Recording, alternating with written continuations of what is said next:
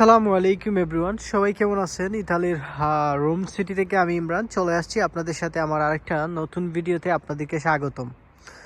আজকে আমি আপনাদের সাথে আলোচনা করব হাঙ্গেরিতে স্টুডেন্ট ভিসার আসার জন্য আপনার কত টাকা খরচ হবে এবং আপনার উইদাউট আলসে আপনি অ্যাপ্লিকেশন করতে পারবেন কিনা, ভিসা রেশিও কেমন, এমবাসি ইন্টারভিউ ফেস করতে হয় কিনা, এইসব বিষয়গুলো নিয়েই কিন্তু আজকে আমার এই ভিডিও সাজিয়েছি। সো আপনারা যারা বাংলাদেশ থেকে আমার এই ভিডিওটা দেখতেছেন, যেসব স্টুডেন্ট ভাইয়েরা, আপনার যদি আমার চ্যানেলে নতুন হন তাহলে আপনি সাবস্ক্রাইব করে দিতে পারেন। আজকে আমি হাঙ্গেরির স্টেপ বাই স্টেপ কিছু কিছু প্রশ্নের উত্তর দিব আপনাদেরকে, যাতে করে আপনাদের স্টুডেন্ট ভিসাতে আসার ক্ষেত্রে হাঙ্গেরি নিয়ে যে ধরনের প্রশ্ন আছে সব প্রশ্নের উত্তর যাতে আজকে আপনারা পেয়ে যান। তো আপনি যদি আমার চ্যানেলে নতুন হন দয়া করে সাবস্ক্রাইব করে দিবেন, ভিডিওটা ভালো লাগলে আপনারা শেয়ারও করতে পারেন। বাংলাদেশ থেকে আমাকে যে প্রশ্নটা আমার ফেসবুক পেজে সবাই করেন সেটা হচ্ছে যে উইদাউট আলসে হাঙ্গেরিতে অ্যাপ্লিকেশন করা যায় কিনা, বা আমি উইদাউট আলসে আমি আসতে পারবো কিনা। এটা নিয়ে মোস্ট কমন একটা প্রশ্ন আমাদের বাংলাদেশি ভাইদের সবার মনে, যারা স্টুডেন্ট ভিসাতে আসতে চাচ্ছেন ইউরোপ কান্ট্রিগুলোতে। সো প্রথম অবস্থাতে আমি আপনাদেরকে বলি, উইদাউট আলস ছাড়া হাঙ্গেরিতে কিছু কিছু ইউনিভার্সিটি আছে যেগুলো বাংলাদেশি স্টুডেন্ট অ্যাকসেপ্ট করে। আমি কয়েকটার নাম বলি। প্রথম অবস্থাতে বলবো যে ইউনিভার্সিটি অফ ডিব্রিচিন একটা আছে, যে ইউনিভার্সিটিতে আপনি উইদাউট আলসে অ্যাপ্লিকেশন করতে পারবেন কোনো ধরনের হ্যাসেল ফ্রি ছাড়া। তারপর আরেকটা আসছে উইকারলি বিজনেস স্কুল, সেটাও একটা হাঙ্গেরির, এবং সেটাতে প্রচুর স্টুডেন্ট একটা সব মানে যায় প্রতি বছরই। অনেক অ্যাপ্লিকেশন এই ইউনিভার্সিটিতে পড়ে। কেন পড়ে সেটা আমি আপনাদেরকে পড়ে বলতেছি। তারপর হচ্ছে ইউনিভার্সিটি অফ জিওর, এটাতেও কিন্তু আপনি চাইলে মানে অ্যাপ্লিকেশন করতে পারবেন। এই তিনটার কথা বলছি কারণ এই তিনটা 2025 সালে সবচেয়ে বেশি অ্যাপ্লিকান্ট হচ্ছে বাংলাদেশিরা, এবং এই ইউনিভার্সিটিগুলোতে বেশিরভাগই অ্যাপ্লিকেশন করবে বাংলাদেশ থেকে। যেসব কনসালটেন্সি আছে সবাই ম্যাক্সিমাম এই তিন কান্ট্রি নিয়েই কিন্তু সবাই কাজ করতে, মানে ইউনিভার্সিটি নিয়ে ম্যাক্সিমাম কাজ করে।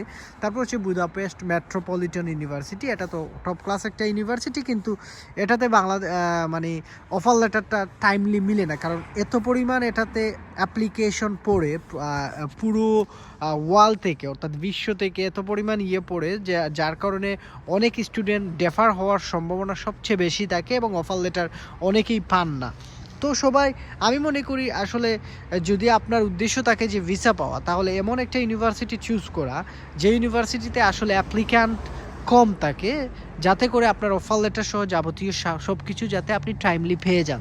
তো আশা করি এই জিনিসটা বুঝতে পারছেন।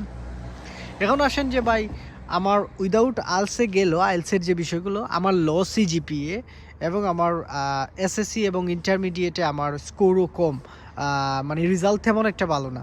দেখেন হাঙ্গেরিতে আপনি যদি 3.3 থাকে, 3.3 থাকে, তারপরেও কিন্তু আপনি ব্যাচেলরের জন্য আবেদন করতে পারবেন। আপনার এসএসসিতে যদি 3 থাকে, ইন্টারমিডিয়েটে 3 থাকে, তাহলে আপনি কিন্তু অ্যাপ্লিকেশন করতে পারবেন। তবে সব ইউনিভার্সিটিতে আপনি অ্যাপ্লিকেশন করতে পারবেন না, কারণ এই জায়গায় যখন আমরা একটা ইউনিভার্সিটিতে যখন আপনি অ্যাপ্লিকেশন করবেন, আপনার কিছু কিছু সাবজেক্ট আছে, যেমন ম্যাথ আছে, ইংলিশ আছে, মানে ইংলিশ যে সাবজেক্টটা আছে সেই সাবজেক্টটার আপনার মার্কস কত, 60% প্লাস আপনার মার্ক আছে কিনা, এইগুলো যাচাই বাছাই অনেক ইউনিভার্সিটি করে।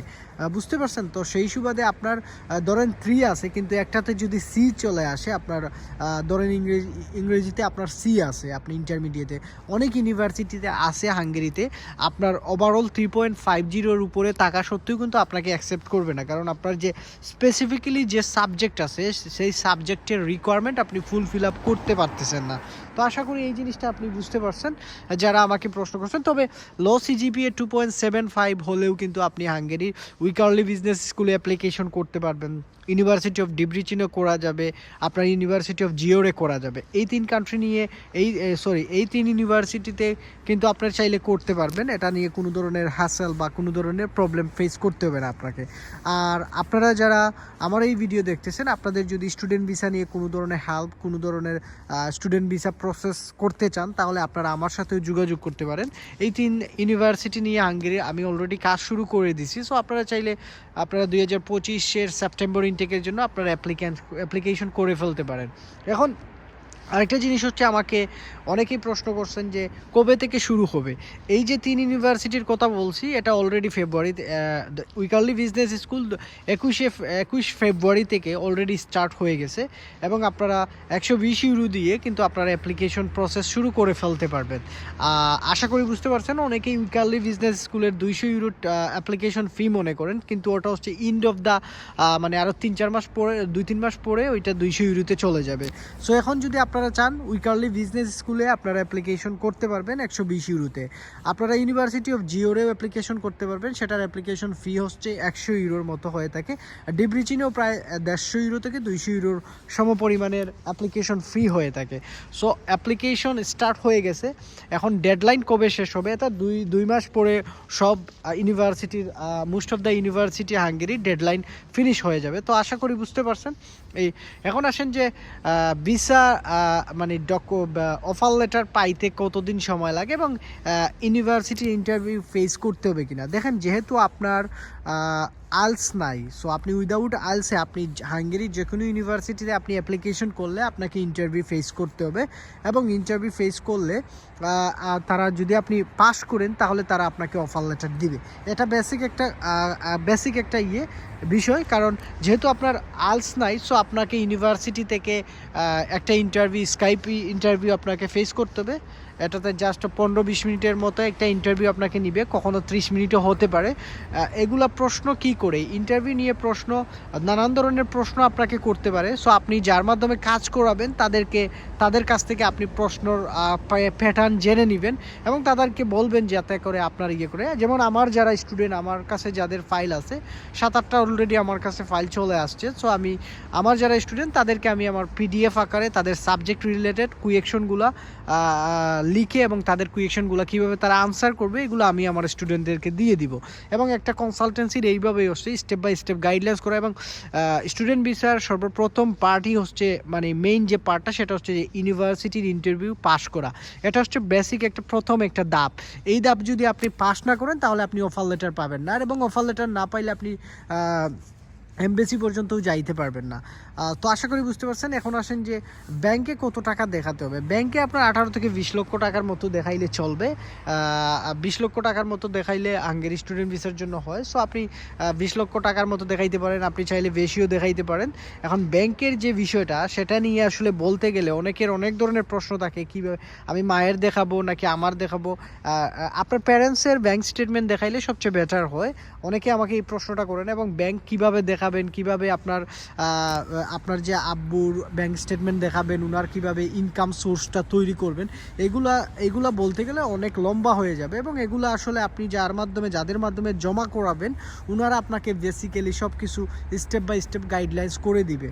আসলে যারা আরেকটা প্রশ্ন করেন যে ভাই আমাদের এমবেসি ইন্টারভিউ ফেস করতে হয় কিনা, 100% আপনাকে এমবেসি ইন্টারভিউ ফেস করতে হবে। এবং হাঙ্গেরি স্টুডেন্ট ভিসাতে যারা ফেব্রুয়ারি ইনটেকের জন্য যারা রিজেক্ট খাইছে, most of the student weak of English এবং ওদের যে ব্যাংক স্টেটমেন্টের সমস্যা, এই দুইটা মেইন কারণেই কিন্তু বাংলাদেশি অনেক স্টুডেন্টদের রিজেক্ট খাওয়া হয়েছে হাঙ্গেরি স্টুডেন্ট ভিসার ক্ষেত্রে।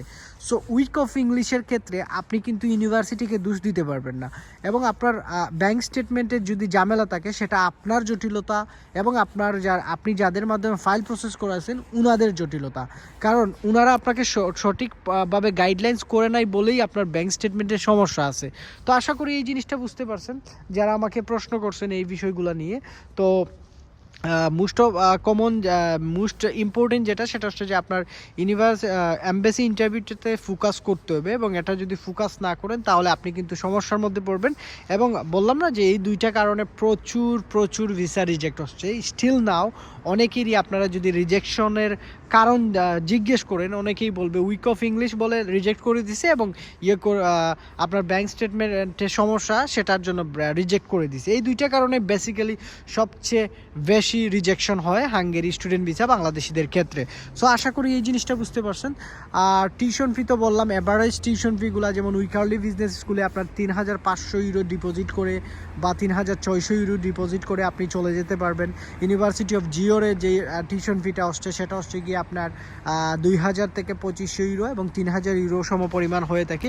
ইউনিভার্সিটি অফ ডিব্রুচিন এটা টপ ক্লাস একটা ইউনিভার্সিটি, তবে সেটাতে আপনার টিউশন ফিটা প্রায় 7000 ইউরো, 6000 ইউরো থেকে 7000 ইউরো মানে টিউশন ফি হয়ে থাকে। সেটা সাবজেক্টের উপর ডিপেন্ড করতেছে।